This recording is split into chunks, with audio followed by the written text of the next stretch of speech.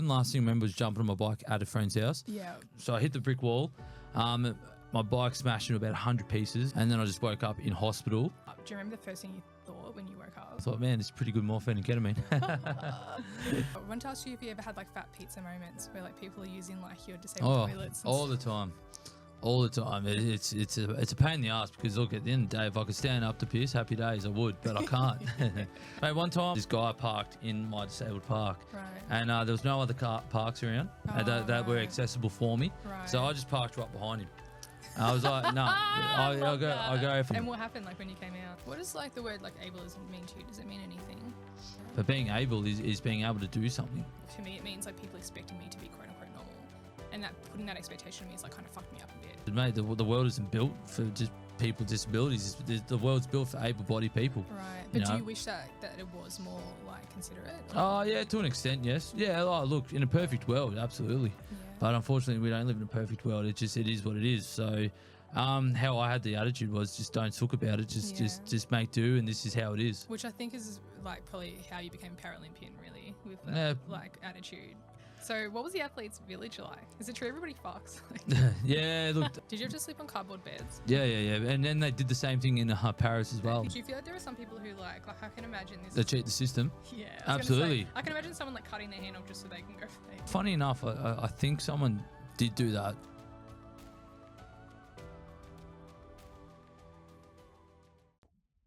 Okay, so filming this from the car today because I don't want to go home before I go to the gym. So today's guest, his name is Marty Dunn, and he's a Paralympian.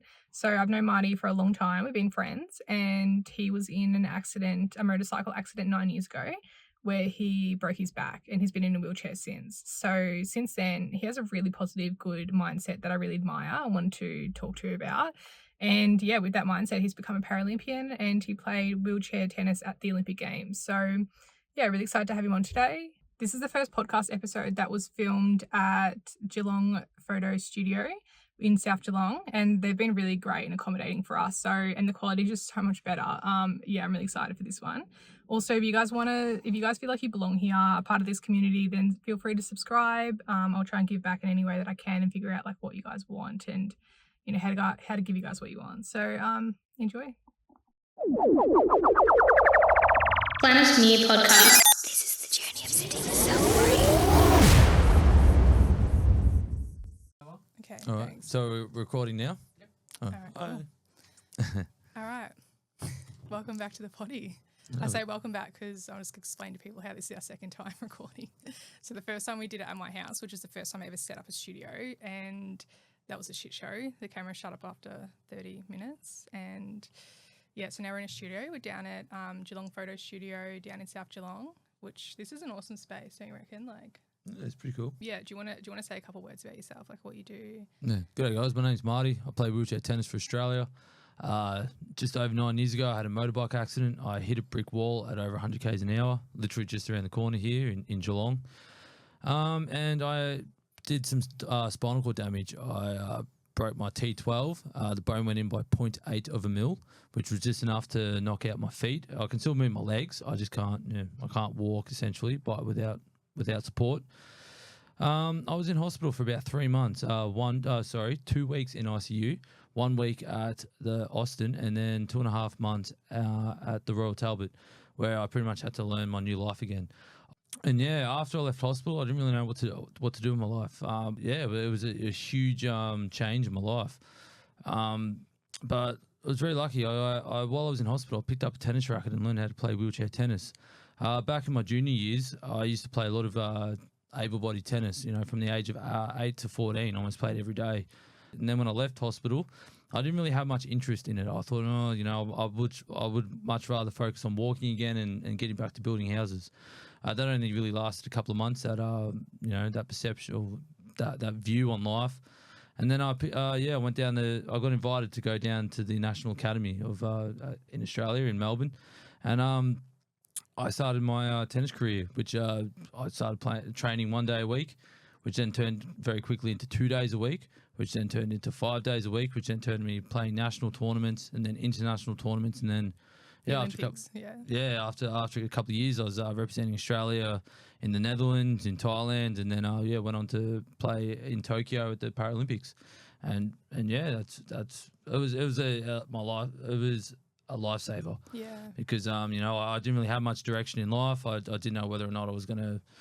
If I didn't have wheelchair tennis, I probably just would have ended up at the bar, at the pub every day drinking beer and just not really doing anything with my life. But I was going to ask, like, so you said it went like 0.8 into your spine. If it had gone a little bit shorter, would have you not like lost? No, I would have lost nothing. Oh, really? How much shorter? Like 0.7? Yeah. Or like... No, just I don't know, 0.4, 0.3. Right. Oh gosh, it must be hard to think like, oh, if only like, do you get caught up in that ever? No, not really. To be honest, well, I broke my back in 6 spots, and the highest one I broke was T4, which is that breast point. Okay. If I would have done damage there, I would have lost I would have lost everything else. Right, so it could have been worse. Yeah, I just got to look at the glass half full, as you would say. I really want to like go back to like when it happened, if you don't mind. Yeah, that's fine. Because you said you like drove into like on a motorbike. Yeah, on a motorbike. Would you advise people not to ride motorbikes? No, not at all. If I could kick through the gears again, I'll jump on a motorbike any day of the week. I thought all these mums around the world were going to be like, yes, like don't motorbike, but no, like no. Yeah. So like you were driving and you like drove into a wall. Like, yeah. So I don't remember what happened. Last thing I remember was jumping on my bike at a friend's house. Yeah. And then I just woke up in hospital with my mum and one of my good mates, and then my dad came in the room, and that's. Yeah, I completely blacked out. I don't. So when you woke up, do you remember the first thing you thought when you woke up? Yeah, this is. So when I first woke up, I was on morphine and ketamine. I thought, man, this is pretty good morphine and ketamine. Right. But nah, look, I'm not like when it first happened. I didn't really know like you didn't realize the extent of what happened. Nah, not at all. I remember my mate was grabbing my legs, saying, "Can you feel here? Can you feel here?" Really? And I could, but then he grabbed my toes and he said, "Can you feel here?" I said, "No, I can't." And then, and what was he like? Was he like shocked, or was he? Like... I think everyone was a bit shocked. Right. Like and like by this time, had they been told that you'd done damage to your spine? Yeah. So what happened was I hit the brick wall. My bike smashed into about 100 pieces. I've seen photos. I haven't got anything here for you, but yeah, smashed into 100 pieces. And then I was laying on the ground for about 5 minutes. And then a taxi driver drove past and he then called the police, called 000. An ambulance came down and picked me up.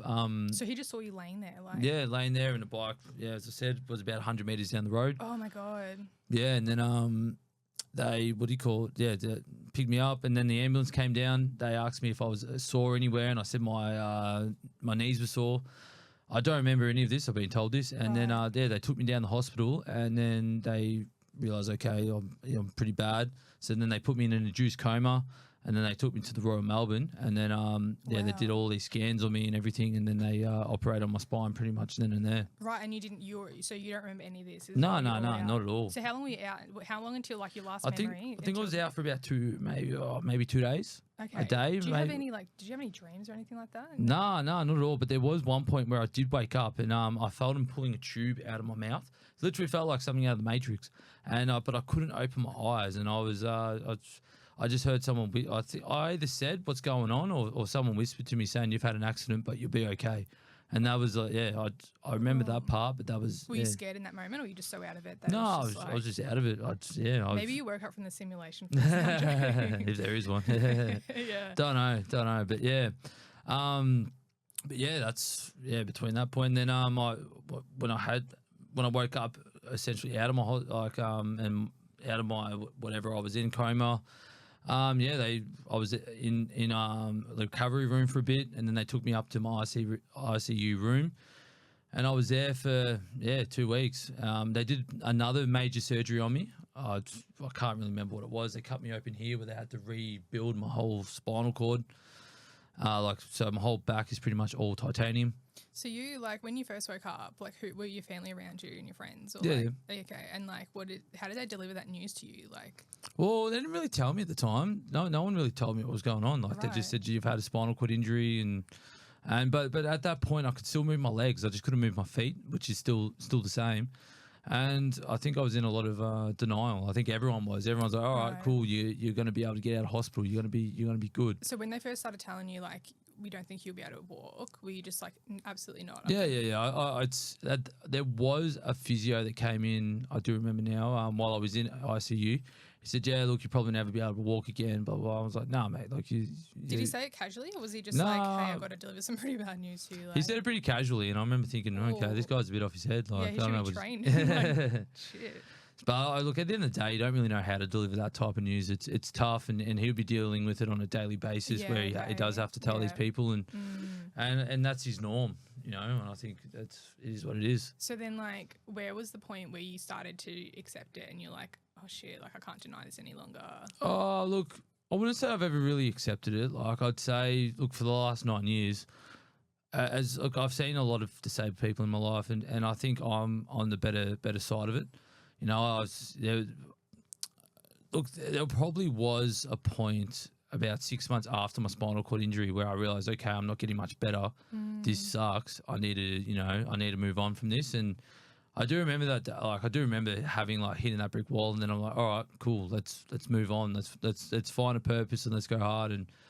And yeah, there was that moment, but when you say, look, you know, you're going to be, I truly don't believe I'll be in a wheelchair for the rest of my life. I think how it is across the whole board, they're making major breakthroughs all around the world with stem cell research, with other stuff like epidural stimulators where you put on the spinal cord and it reminds the body of what the spinal cord can do, of all the nerves. Right. Unfortunately, just a lot of those projects, they make phase 1, phase 2 clinical trials and they don't get funded again. Yeah, you were talking about that actually, like where it's kind of bullshit. They're not putting funding into this. Like. Yeah, it's just tough, you know. Look, it's the world that we live in. You know, it just gets very political when it comes down to all of that. And you look, I don't know how to. It's somewhat. It is what it is. You know, whoever are the people financing these projects, they want to essentially make money, and they don't want to be wasting money. Where okay, they do all this research, but they don't get anything out of it, or they do this research and then these other treatments that they got become, you know, useless. So yeah, it is what it is. I think if you hold your breath trying to hope for a cure, mate, you're going to be holding your breath for a very long time. So that moment where you said like 6 months later, there was a day where you started to kind of process it or accept it in a way, to a degree. Like, do you remember what was going like? Because it sounds like there was a lot that you went through in your mind that day. Like, no, look, to be honest, after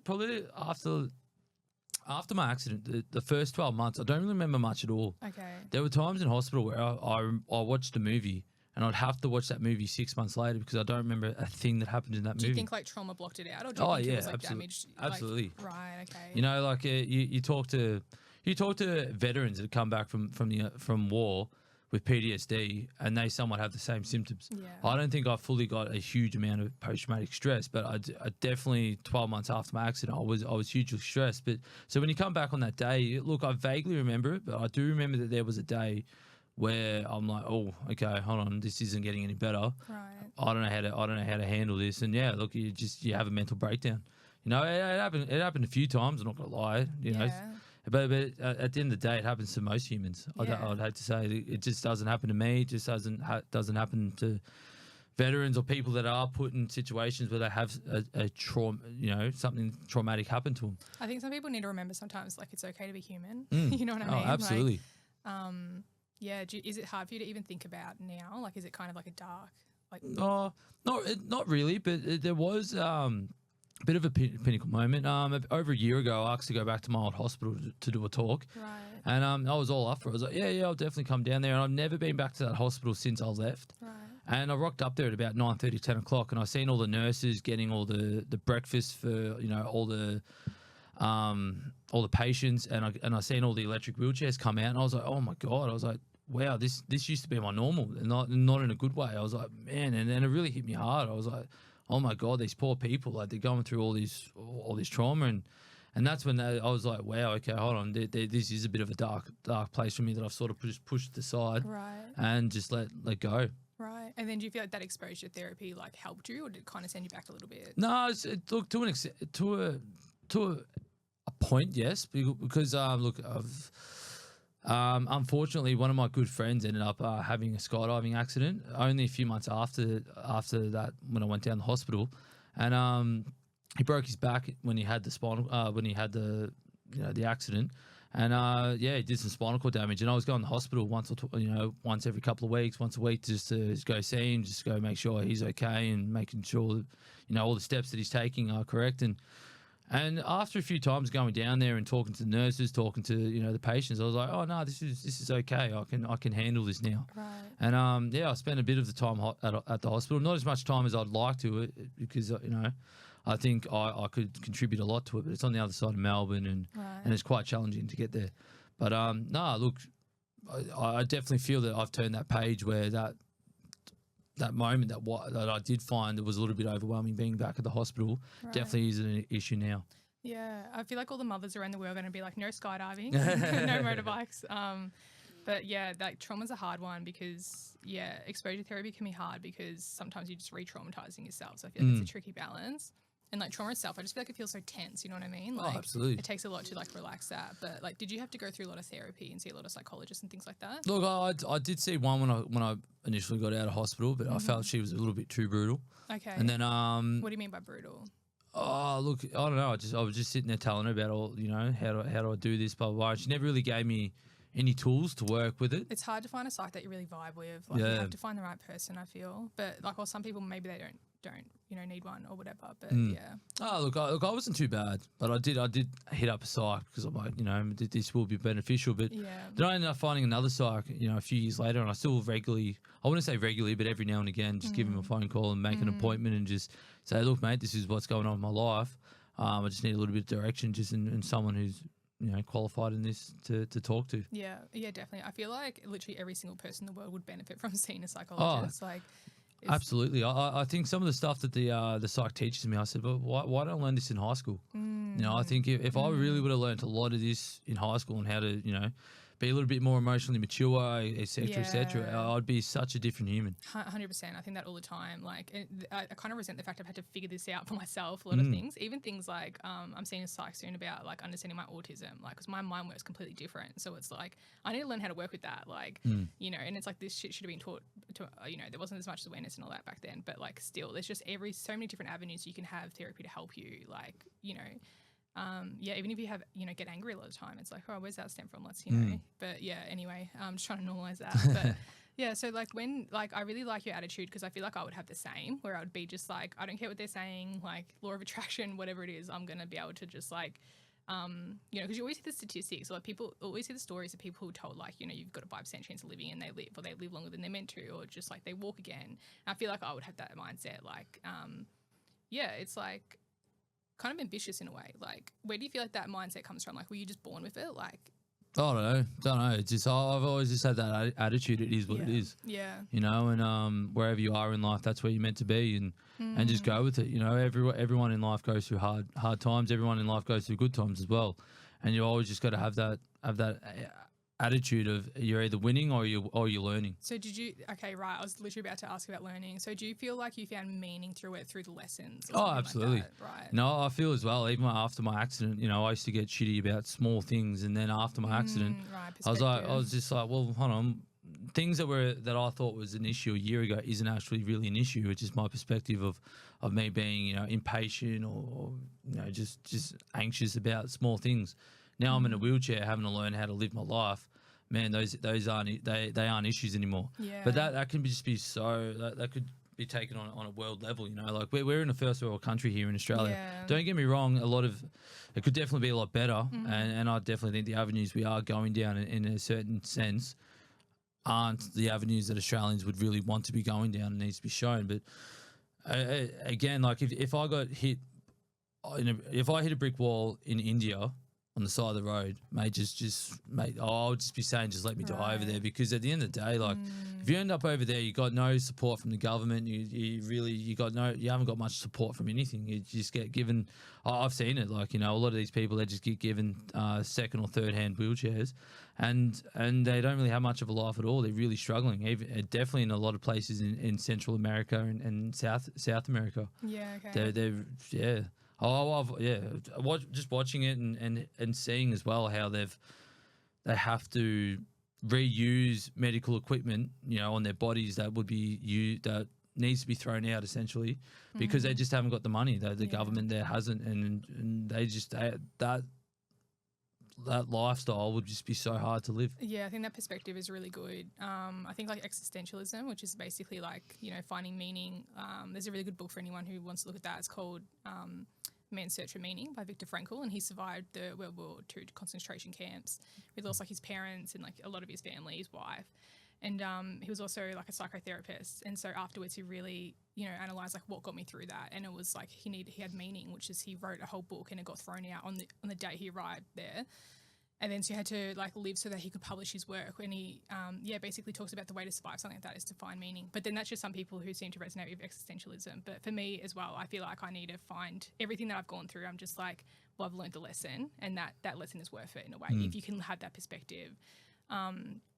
But again, like I also like what you said about, perspective on like being appreciative of what you have, like, because, and that's not something. I actually watched the documentary of Harry Potter's stunt double. I don't know if you've seen that, but so he was very active, and then he broke his neck.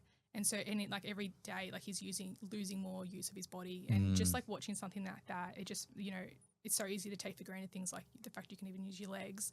But then hearing stories like yours, like it makes you like, gives you that perspective. And it's something I've actually included in my practice is like gratitude for things, like every day that I try to think of things that like I wouldn't even know how good I've got it until I lost it. Do you know what I mean? Like, and even, absolutely. Yeah, things like that, I think can be really like, just really good to see like what you do have in your life, because it's so easy to focus on what you don't. But it's interesting what you say as well about like how in Australia, like we, have it good in a lot of ways, but then we still need to improve some things. And I think it's okay to say like, these are the things that are wrong. It's not ungrateful to say that. Like it's always good to strive for better and more. But like that was something we wanted to talk a little bit about today, is about how the government treats disabled people. Is there anything that comes to your mind of like what you want to say about that? Oh, my experience with the government and whatnot hasn't been too bad. Like because I had a road accident, the TAC Traffic Accident Commission here in Victoria takes care of people with road injuries, and they've been quite good with me. On the other spectrum, like on the other hand though, there's definitely a lot of people out there that have had injuries and whatnot, and they do struggle, or even there are what would you say, services that are meant to be helping people with disabilities or with the NDIS, and they brought the system to the extreme where they're charging quadruple of what they should be charging, right? And just putting the money in their pockets, and now the government's coming hard down on them, and or pretty much the whole NDIS, and it's tough for them, because there's money there for people with disabilities, and people are learning how to rot the system and take money away from people with disabilities or people with whatever they need it for, and it's crazy. I just don't see how people can rip people off with a disability. These people live it hard. I arguably live my life tough, but I make do. And there's a lot of people out there that are a lot more disabled than I am, and there are services out there that are trying to figure out, okay, how do we rip off the government? How do we rip off them? And it's sad to hear, because it's that, as I just said before, that money's given to them. Yeah, like I have a lot to say about the NDIS. I'm not going to say all of it today, but I have a friend named Rachel Thompson, and she's a human rights lawyer, and she actually wrote an article that was published in a journal about how the NDIS actually violates several human rights, because just a lot of things about how hard it is for people to access it and things like that. And like the system is fucked. Like as someone who's gone through it, it's just, there's so much wrong with it. Like there's so much wrong with it. It needs to be completely redone. But I'm going to have her on the podcast to talk about that, so we can talk about that later. But like, it's interesting. I feel like there's a massive difference as well, because like your disability is so obvious, whereas for mine, having autism, people just assume that I'm fine because I present well. Like it's an invisible illness basically, right? So it's like my experience with the government, having autism or a disability, has been completely fucked, to be honest, like to the point where I honestly in my heart believe that they want me and others like me to kill ourselves, so that like, because we're a burden to the system.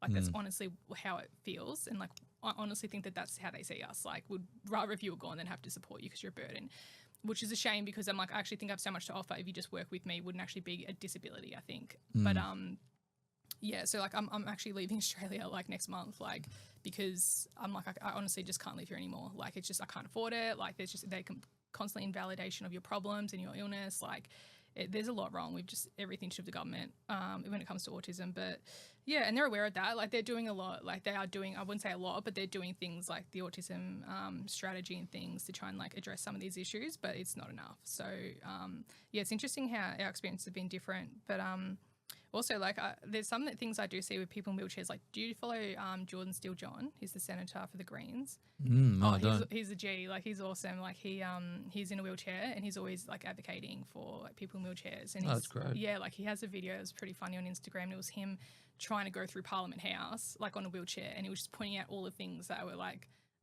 ableist, I guess. Like the carpets are really thick, so it's hard. The doors are way too heavy. He can't open them alone. There's no path. You have to roll across the grass. Like all these things he points out, and I'm just like, wow. Like I don't really think about it until I see it through someone else's perspective. But Absolutely. Is that a problem that you're constantly up against, like that kind of inaccessibility? Is that the word?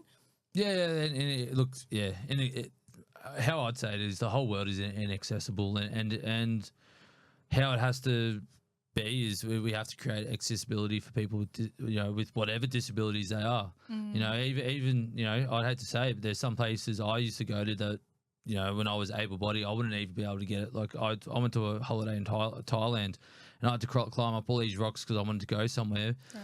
And the reason why I'm saying that is with people with disabilities, even like myself, I just try and figure out a way to get from one place to another. And that's just how I am. Look, I'd hate to say it, but over the last 20, 30 years, before, 20, 30, 40 years ago, there wasn't really that many people, in wheelchairs that used to go out and get around and such. Okay. Talking to people, that's just how it was. Right. Okay. But, we've definitely come a long way. I remember going to places and they didn't even have disabled toilets. They didn't have ramps or anything else. And now all of a sudden I am seeing a lot of all this stuff come about. Right. Okay. How suddenly? Like. I don't know. Probably I've only really been paying attention to it for the last 9 years. But I remember when I got out, my mates would have to carry me upstairs, or whenever we had to go. But now I just walk up them because I'm a little bit more stronger in the legs. But that used to happen a lot. Like, I'd go somewhere and there just wasn't any wheelchairs. There wasn't any accessible parking, or there wasn't any accessible places to go to. And how'd that make you feel back then? Like, you couldn't participate, or like? No, look, I just through. You got that mindset. No, I just understood. I said, mate, the world isn't built for just people with disabilities. The world's built for able-bodied people. Right. But do you wish that it was more like considerate? Oh, yeah, to an extent, yes. Yeah, look, in a perfect world, absolutely. Yeah. But unfortunately, we don't live in a perfect world. It is what it is. So how I had the attitude was just don't talk about it. Just make do, and this is how it is. Which I think is like probably how you became Paralympian, really, with that like attitude. Possibly. But yeah, again, it is also like, okay, I think to like ask for some of these things, like. I've definitely, like, for example, I bought a house, and 5 years ago, and the house was in a relatively new. I wouldn't even really say a new estate, but it's probably been there for maybe 30 odd years. But they didn't have any what do you call sidewalks. Sidewalks out the front. So I just rang up the council and said, look, I'm in a wheelchair. I need sidewalks out the front. And they a week later there was they did it. Wow, that's actually really awesome to hear. So in Geelong they did that. That's actually so cool. So like, do you think they were meaning to do it anyway, or do you reckon it was like, oh, okay, this is like? They did that 5 years ago, and still none of my neighbours have got sidewalks. So yeah. Okay, right. Wow, that's actually pretty, like, that gives me hope. Like, that they actually kind of give a fuck. Like, as I said, just called them and it happened. So, look, I think as I said, a lot of the buildings as well in Geelong were built 100 years ago. They definitely weren't thinking about lifts and whatnot for people in wheelchairs. Maybe to get their supplies or whatnot up there, but. As saying, like, I don't expect the whole world tomorrow to just go, all right, we need to have lifts in every room so I can get there. I need to be understandable of everyone else as well. And if I can't do it, I just make do.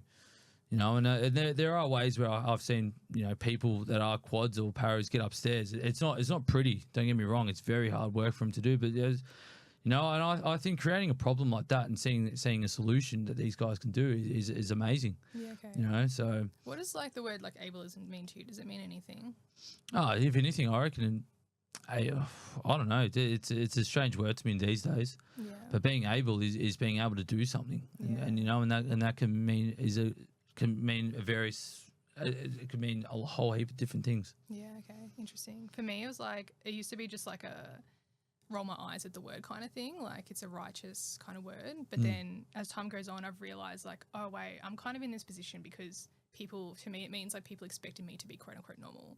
And that putting that expectation on me is like kind of fucked me up a bit. So it's like that's what ableism means to me. But now I say it as like a joke. I'm just like, you're being ableist. But like at the same time, I'm kind of planting seeds, but I'm not like, you know, trying to be righteous, just trying to like raise awareness, I guess. But Yeah. Well, it's like Dylan. Dylan Alcott. He's got a book called Able. right. You know, and he's in a wheelchair, but I haven't read it yet. Maybe one day. But how his life is he's done a huge amount of good things for people with disabilities, and that's, you know, that's he isn't the most able physically able person, but at the end of the day, what does that word mean? And if you know, winning winning gold medals or winning Grand Slams, or you know, going on to do good things that he's done, that's able in my mind. I think for me, like I've thought about it a lot, and I think that there's a quote, and it's like, if you judge a fish's intelligence by its ability to climb a tree, it'll spend its entire life believing it is stupid. And I think that I don't actually see myself as disabled, but I am disabled when I'm measured against this stick of like the rest of society. And it's just so frustrating because it's like, if you let me go do my thing, like I can actually perform really well and not be quote unquote disabled. But when you kind of, you know, measure me against other people, then I am like, and so, yeah, it's interesting. But, yeah, do you like, I want to ask you if you ever had like fat pizza moments where like people are using like your disabled toilets. All the time. All the time. It's a pain in the ass because look, at the end of the day, if I could stand up to piss, happy days, I would, but I can't. I can't go in the female toilets because they'll be like, what's going on here? So, but look, it happens. It is what it is. What do you do in the moment? Like when they come out, they always just like sheepish, or are you just kind of like, come on, bro? Like, look, when I first was in a wheelchair, I sort of let it slip a bit. I was like, oh, look, it is what it is. Doesn't bother me. But now I just look at them like, what do you think you're doing, man? Yeah. Get out of here. Like shit enough, like hard enough. Like, you just let me have my fucking toilet. Yeah, just get out of here. This is my place. Are they often like, oh shit, sorry, like, or sometimes they just like don't give a fuck? Look, I'd say majority of the time they're like, oh damn it, I never thought this would happen to me, but it has. You should be like, let this be a lesson. I don't know what to do. What about car parks and stuff? Oh yeah, mate. One time I went to a car park. I went to go to the gym. And there was this guy parked in my disabled park. Right. And there was no other parks around that were accessible for me. Right. So I just parked right behind him. I was like, no. I go. If I'm going to sit out here and wait for you to come out of the gym, then you can sit in your car and wait for me to come out of the gym. And what happened like when you came out? So I just went to the gym, started my workout, and then about 20 minutes later, I could see through the window the guy trying to look, and then he went and spoke to the what do you call it, the staff members, and then he asked the staff members to come up to me and ask me to move my car. Yeah, it's 100%. And then the staff members said, no, mate, you got to go in there and ask him to move his car. And he didn't do it. Really? And he sat there and he tried to, you know, he did about 100, you know, forward, back. He tried doing a U-turn, everything. Right. But, he eventually got out of there because the cars next to me, or next to us, moved, and it created enough space for him to move out. Wow, okay. But, yeah.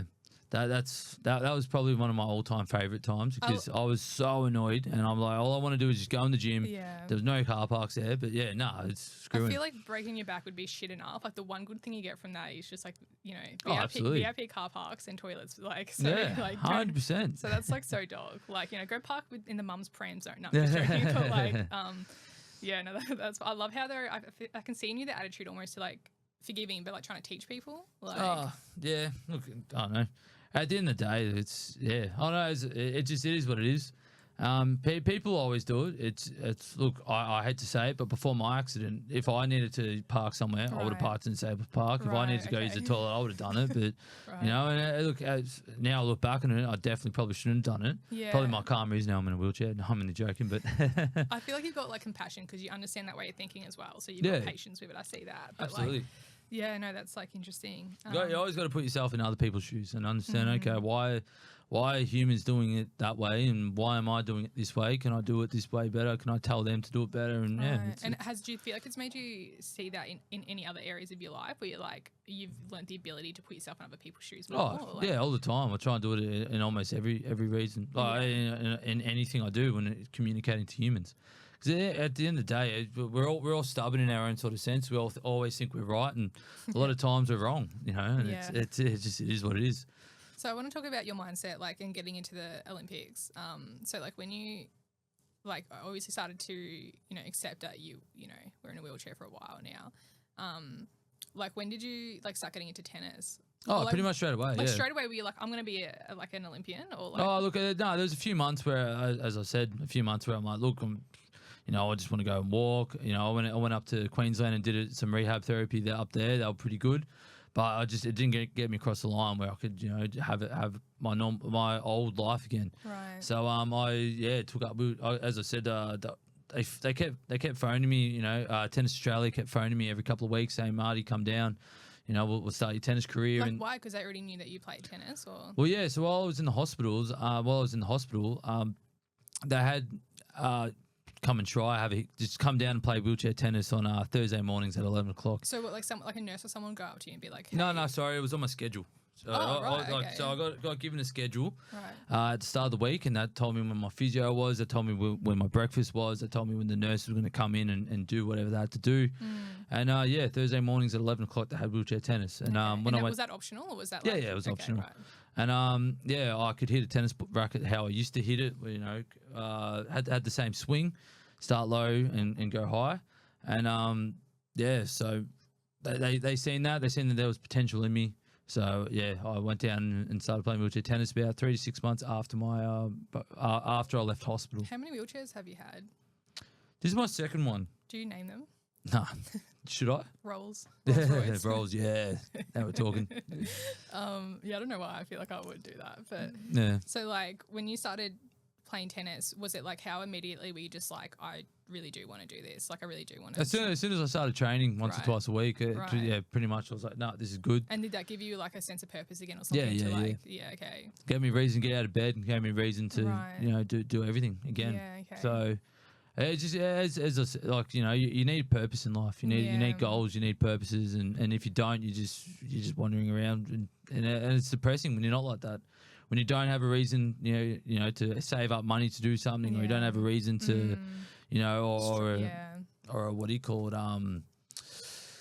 or a passion in something, it's tough. Life is tough. And especially, I'm guessing you lost a lot of your passions. Did you, like, after? Yeah. I just lost a lot of motivation to do anything, really. Right. Okay. Yeah. Depression, Yeah. Well, I had for a lot there as well. I had no independence. Okay. I got out of hospital, and then they had to renovate my house, so they chucked me in a penthouse suite in on the waterfront. Yeah, that was pretty cool. Yeah. Not gonna lie, I had a couple of parties. Did it have a lift? Yeah, it had a lift. So but what do you call it? So I was I got out of hospital, didn't really know what to do. There was about 3 to 6 months there where I wasn't doing anything. Went up to rehab, and all I remember was just sitting up till 3, 4 a.m. playing PlayStation. Right. And I was like, man, what game were you playing? Assassin's Creed. Oh, yeah. So look, it was. I'm not gonna lie. I bought the PlayStation just before my accident, so it stopped me going to the pub and stopped going out drinking as much as like I used to. But it didn't help. I'd sit there and play PlayStation for half an hour. I was like, no, I want to know what the boys are up to. I want to go out and party with them. And when I ended up in a wheelchair, that's pretty much all I did. I was like, oh yeah, cool, PlayStation, fun. Yeah. And I was doing that for as I said, 3 to 6 months. I was like, no, I need something to something that's positive in my life, something that a skill that I can create and work on, and that was it. Yeah. Okay. What was your purpose before the accident? Oh, look, pretty much to finish my apprenticeship as a carpenter and buy a house and somewhat look at settling down and all this and that. Yeah. So. And then okay. And what would you say your purpose is now? Oh, sorry. Yeah, I don't know. Look, as I said, I sort of hit a crossroads last year where I was getting over tennis, but now I'm back into tennis, and again, probably just start playing wheelchair tennis again and move forward from there. Yeah, cool. So, like, how long did you, after you first picked up the racket in the wheelchair, like, when did you start, like, when did you actually get, like, told, like, what was that moment like when you got told, like, hey, you're going to be in the team for, like, the Paralympics? Oh, when did I get told that? I got told I was coming as an orange boy. Like, that's pretty much just a spare person over to the Netherlands back, I think, in 2018 or 2017. And I was like, oh, yeah, cool. That's gonna be good. It's going to be working towards my, tennis career. Yeah. And then, a year later, we had to go to qualifying and qualifiers, and I got pretty much there was a couple of players that retired, a couple of players that wanted to come back and didn't end up coming back. So it was just me and this other guy called Ben Weeks, and we went over to Malaysia went over to Malaysia to qualify, and yeah, look, it was tough. You know, I only been playing for wheelchair tennis for a few years at that point, and so you were like forced to push to the next level, sort of. Oh yeah, absolutely. I was second player, and after me playing for about 3 years, and you know, there was a lot of stress there. It was, you know, my mindset. It was tough. Stuff. Now, if I look back on it, if you wanted to put me second player for Australia, yeah, happy days. Right. You know, I can work on that. But yeah, back then I was like, oh my god, this is going to be challenging, and it was. And yeah, we didn't qualify. Okay. But massive learning curve though. Oh yeah, absolutely. You know, I went over there to learn how to. You know, that was the first time I played wheelchair tennis for Australia, and it was challenging. It was hard. It must have been a real moment, though. Of like, yeah, it was. I got given the green and gold. It's the first time, you know, that's ever happened. And, do you still know, have that? Like, yeah, absolutely. Yeah, I still wear it. Yeah. Do you frame it? And like... No, I don't. I haven't framed it. Yeah, I've got so much gear now. Yeah. But it's just like, what do I do with it? But so then after that, because you eventually went to the Tokyo Paralympic Games, so like, what was the space between Malaysia and that? Oh well, it was tough because look, that was, you know, I went and did a whole season again, like in the year where I went over to Europe, and I was working on my tennis, and then COVID hit, and that was the biggest. That was a massive shake up across, you know, I think everything, and yeah, for a whole year in 2020, I just trained, and then in 2021, I went over to Europe to try and qualify, and there was about 5, 6, 7 tournaments. I can't remember how many, but we played, but. Yeah, played them all, and look, I definitely could have done a lot better. But yeah, I was able to qualify for the Paralympics back then, and yeah, it was a huge relief. It was, you know, I was like, awesome. You know, I've worked hard for this goal, and then I got a phone call saying I qualified, and yeah, I was like, awesome, happy days. Yeah, what was that moment like? Who's the first person you called? Oh, I can't remember, to be honest. I can't remember. I think I sat there for a bit and just let it sink in. Yeah, that's nice. No, it was great. Wow, that's awesome. And then, so how long after that was it that you were on a plane and you were there? Oh, it's probably because we were meant to do training. We were meant to do training camps, but because of COVID, that didn't happen. And then yeah, it was just we just did everything we could in Melbourne, and then yeah, we got. I can't really remember. It was just it happened so quick. We ended up all jumping on a chartered flight, chartered Qantas flight to Tokyo, and we all went through. Then we went to the athletes' village, and then we trained up until that point. And then yeah, I played my match. I got smashed, and then then we just hanged out at the athletes' village for about a week. Came home, did cool. 2 weeks 2 weeks hotel quarantine. That sucked. That was probably the hardest 2 weeks of my life. Really? Why? Oh, because it's so depressing. You're just in a room that would be shit. That's smaller than this. You can't really do much, and yeah. Then my ADD would go crazy. Oh, it's the worst, and you know, there's definitely some times as well where I ordered Uber Eats, and you know, it got delivered later than it was meant to, and then I got into an argument because the workers weren't going to bring the food up to me. I'm like, mate, are you serious? Like, it's like what's wrong with you? Thing I've got going through today. Like, what's wrong with you? I watched the whole season of Squid Game because that came out while I was there. And Mr. Beast special. Yeah. Then there was a whole heap of rioting going on in Melbourne at the same time as well. Oh, yeah. Interesting. Which kept me entertained. But yeah, besides that, it was still a tough 2 weeks. And then, but let's go back to the Olympics because that's like, so cool. Like, so what was the athletes' village like? Is it true everybody fucks? Yeah, look, I didn't see any of that side of it, but during COVID, I don't think that happened as often. But I've definitely heard some stories of just watching, you know, a couple of short-statured people going up and just getting condoms out of the machines and off they went. And yeah, look, I think it happens. I don't know. I think it happens a lot more, or maybe it's a lot more public about the Olympians where it happens. But during the Paralympics, yeah, well, I went during probably one of the most boringest one. It was during COVID where no one was allowed in or out. And did you have to sleep on cardboard beds? Yeah. And then they did the same thing in Paris as well. Yeah, and everybody lost it. Well, I think they did that now. I think they do that now because of a cost issue. Right. Well, they just throw the beds out instead of, you know, getting all these really nice quality beds. Was it comfortable or was it like? No, it was all right. It was okay. Oh, I think I've slept in worse. Right. It was, yeah. I just can't imagine training for years and years and years and then getting Well, the mattress was okay. Okay, right. It was just more the bed itself. It was just a cardboard. Right. They could probably only support 100 plus K or only 100 Ks. Right, okay. KGs. Okay, interesting. And then like, what was your first match like? What at the Paralympics? Oh yeah, I got smashed. Right. It was a tough day because I was scheduled to play on at 11 a.m. and it was forecast to be 38 degrees, Right. 39 degrees, maybe even hotter. Wow. And you can't play over. I think it was 36 or 37, and then as soon as I was meant to go on, it hit that threshold, Oh, okay. and I had to wait until 7. I think it was 6 or 7 p.m. to play. Right. And it was just a whole day of me starting and stopping, starting and stopping, starting and And that stopping. would just that would stuff with your warm up and your food and everything, right? Like, Yeah, well, look, it's just and then it was very hard. I'd say it's probably one of the most hottest places I've ever been to because it was you go to Thailand or Sri Lanka, it's the humidity that kills you, but it's actually just 30 degrees. Come to Australia, it'll be it can be 37, 38 degrees, but it's a dry heat. Right. So if you're under a shade, you're all right. In Tokyo, I felt you copped the worst of both worlds. Right. Okay. It was hot and it was humid. So it whenever you left the building, there wasn't air conditioned. Man, you got smashed. Yeah. Okay. Right. But I imagine as well, like you're just like happy to be there. Like, Oh yeah, absolutely. It was amazing experience. Wasn't as I said, I got smashed, but I learned from that, and hopefully I can qualify for another Paralympics and not get smashed, and hopefully I'll go far in the tournament. What was it like? I feel like everybody there must have such a positive mindset. What was it like being around such a interesting sample of people? Oh, look, I see those type of I see all that group of people all the time. Right. You know, especially them leading up to the Australian Open. They're all professional athletes, very professional people. Right. So I'd say they're not just athletes, but professional people. Everything that they do is done right, done well. It's all thorough, and it's good being around people like that because you can take a page from their book and learn a lot. Yeah, yeah. Instead of being around people with victim mentality and stuff. Oh yeah, yeah, totally. they suck. Yeah. And then what was the food like there? It was all right. Look, I didn't get to try any crazy ramen, which I really wanted to. That was like that. It's still on my bucket list of things to do. Go to Tokyo and eat some ramen. Yeah, I'm really into buldak at the moment. Oh yeah. Yeah. Oh, there you go.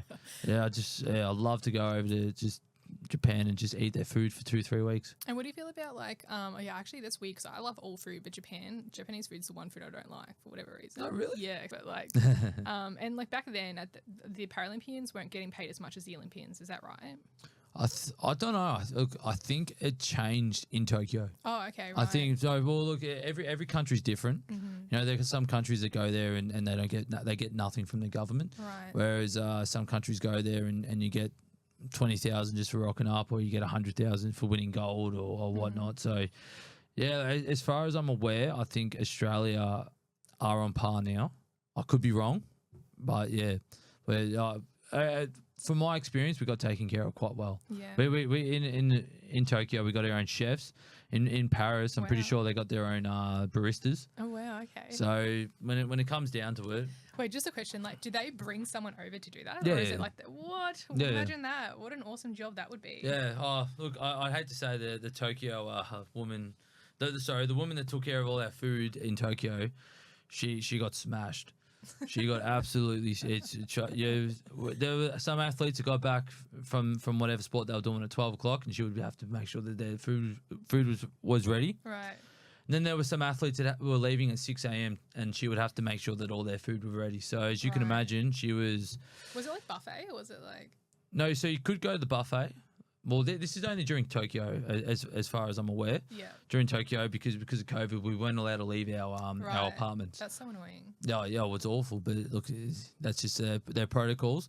But there was a buffet. There was like a full like food court where you could eat whatever you wanted. We didn't get.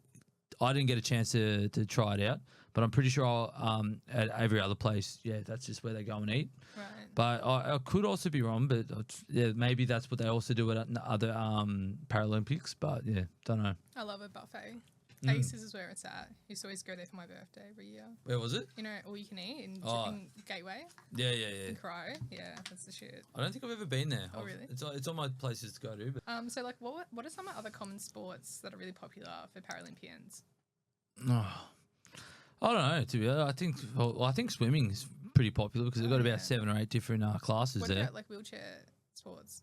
Like obviously basketball's a big one. Yeah, basketball's big. You got murder ball, which is pretty cool. So it's wheelchair rugby, and only quads can play. Oh, okay. Or Interesting. arguably only quads, but if you miss Sorry. If you're missing a finger, or you got something wrong with your arms, you can qualify, and you just got to get one ball from one side of the court to the other. Okay. But you're allowed to crash into each other as hard as you want. Right. Okay. You're allowed to go hammer and tong, and when you watch it, it's pretty interesting because you just see quads just get smashed and fall out of the wheelchairs and everything. But they love it. They really get into it. At what point though what do you have to do to be qualified as a Paralympian? Do you know what I mean? Like, is missing a a finger para or a quad. Yeah, it goes off all sorts of stuff. It goes off your core, it goes off your feet, off your legs, and your arms, and everything. Okay, right. So, okay, I'm just interested in what can make you, right. Do you feel like there are some people who like I can imagine this. They cheat the system. Yeah, absolutely. I can imagine someone like cutting their hand off just so they can go play. No, I don't know. Go that far, but like I don't know. Yeah, funny enough, I think someone did do that.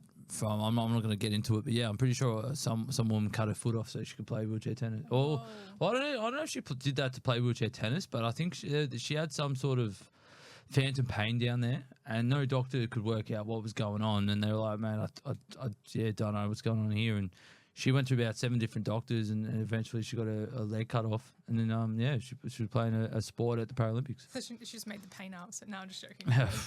Maybe if you want. You never know with people though, but yeah, absolutely. Trust me, mate. There's a lot of weird people out there. There's a lot of crazy people out there, and it wouldn't surprise me if they do that. Yeah, no, I agree with that. So like, I kind of want to know, like, what advice would you give to someone who's maybe just been in an accident and maybe just like woken up and just like maybe feel like they have no hope? Oh, look, for starters, you've got to process all the emotions and feelings. Like I think, everyone's different. Like everyone is different. Everyone processes it differently, but you just need to make sure that you're around your loved ones or around stuff that you love, and just really soldier through with it. It's tough, and it's always going to.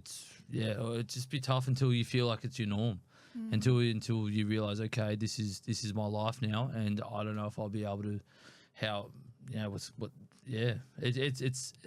It's hard to really give anyone advice on how to do it. I think just what they really just have to do is just hopefully just soldier through it and see the other end okay, and yeah.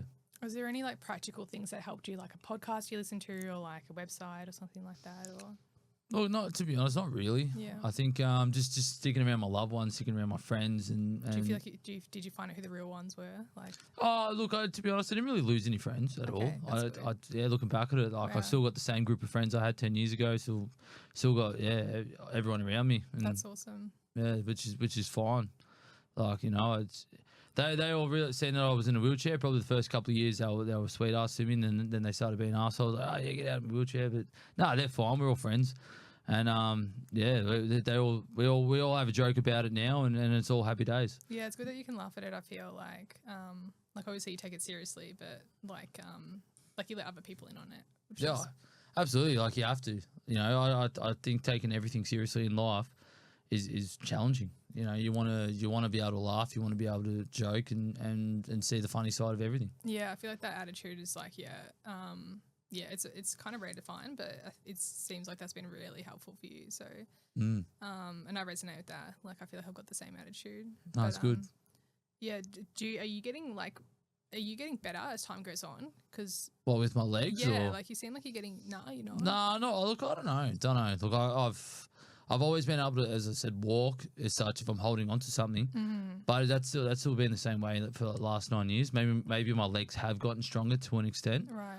But I'm not at a point now where I can just go for a marathon or go for a run or go play footy or go build a house. Is that like, do you have a dream? Because you said one day you think you will be able to walk again. Is there one thing that you really just want to do, like when you're at that place? Like go kick someone. Kick someone in the head or like? Yeah, just go kick someone really hard. No, I don't know. Look, mate, to go run a marathon would be unbelievable. That would be such a huge achievement. But I think I need to be realistic here, and it's all baby steps. Maybe if I can ever go for just a walk around the block, that'd be beautiful. But I think, respecting the process and saying, okay, look, if I can go for a walk around the block, happy days. If I can do that on a daily basis and obviously build myself up, so then obviously I can go. I would love to go for a marathon or run a marathon or even do a triathlon. Yeah. But as I said, need to be realistic here, and if I can just do the basics, then happy days. And then So what do you really need? Like, do you need someone with like a lot of money who cares about the issue to be able to like fund the studies and things to like make things like have more momentum? And to be honest, I don't know. Look, I remember many years ago writing a letter to the TAC saying that it costs you over $1 billion a year to take care of people with spinal cord injuries. Right. Why aren't you investing 10% of that a year into projects all around the world? You know, there's plenty of good projects happening. Why isn't it? And I didn't really get an answer from him. Like at all, or like it's just vague, like wishy-washy? Yeah, just like, oh yeah, we'll think about it, and that's nothing occurred from it. Yeah, I feel like Australia lacks innovation a little bit when it comes to things like that sometimes. But yeah, I've heard the TAC is really good to deal with in terms of like if you've been through an accident. Oh, absolutely, they're awesome. Anything I need or need help with, they're there to support me. Yeah. So, which is lucky. Yeah. So like well, hopefully like eventually that they do, you know, start to care about it more and invest in it, and yeah, we'll see what happens. Look, it's Do you feel as well though that someone benefits from people being in your position? What do you mean by that? Like they'd want to keep you how you are because they make money off it or something like that. Look, arguably yes. Look, we are an industry. You know, there's money to be made because we need care, we need help. We're not independent as such because we need continuity stuff. We need wheelchairs. We need, you know, adjustments on our cars or whatever hobbies we want to take up on. You know, and that's, as I just said before, that's an industry, and that industry, majority of the money that comes to support from that is the government. And where does that money go? It goes in here or there. It goes into shares. It goes. It's a rabbit hole that is quite big, and it somewhat is a conspiracy. Right. Some of it has been proven, but you know, you got to take it with a grain of salt and just hope that the people at the other end want out the best for the world. What is the conspiracy? Oh well, the conspiracy is that it's, you know, as I said to you before, it costs TAC over $1 billion a year to take care of people with spinal cord injuries. Right, and who's making that money? Or? Yeah, well, where's that money going? It's going to a lot of people. It's keeping a lot of people in jobs. It's going to wheelchairs. It's going to, as I said, you know, continuity sort of stuff. You know, catheters and everything else. Yeah. You know, and then you got hospitals as well. Like, you know, you got pharmaceutical drugs. That big pharma is a massive thing in the world. Yeah. So, you know, it's a rabbit hole that you can go down on, and I don't really think you just hit dead ends. You can't really prove anything there. Yeah, and as I said, you just really hope that the people that have the power are doing what's best for the people. You know, best for people with disabilities and not best for, you know, people that have got shares in the share market. Yeah, that's the hard thing with conspiracy theories is that like once you know that at least one of them is true, you just like, fuck now, I don't know what's true and what's not. Like, and I'm like you, I don't think there's any point in trying to figure it out because we'll never know. Just know you can't trust anyone. Can't trust the government or whatever. Then. Well, yeah, exactly. It's just tough to, because you know you don't want to. You know, especially in the public eye, you don't want to be saying, "Oh, you know, he said, she said." You know, you just got to be careful. Yeah. Okay. Yeah. Fair. So you want to talk about what's what do you call it, the facts in front of you, and the facts are, it's, you know, there are projects around the world that are happening. Hopefully they do get the right funding that leads to phase 1, phase 2 clinical trials, and you know, in many years to come, I will be able to walk again. But you know, we'll see what happens. Yeah, no, I'm praying for you. Thank you. Is there anything else you want to touch on? No, not really. I think we've touched on most stuff. Yeah, I think we've covered a lot. But yeah, thanks for coming in. It was really good to talk to you, round 2. But no, you're right, Maddie. Anytime. Yeah, and good luck with everything. Yeah, thank you, and good luck with you too. Thanks. No worries. Can't wait to see where we are in 10 years. Yeah, hopefully walking. Hopefully standing. You'll be walking to my podcast. Cool. All right, so yeah, I think that's all.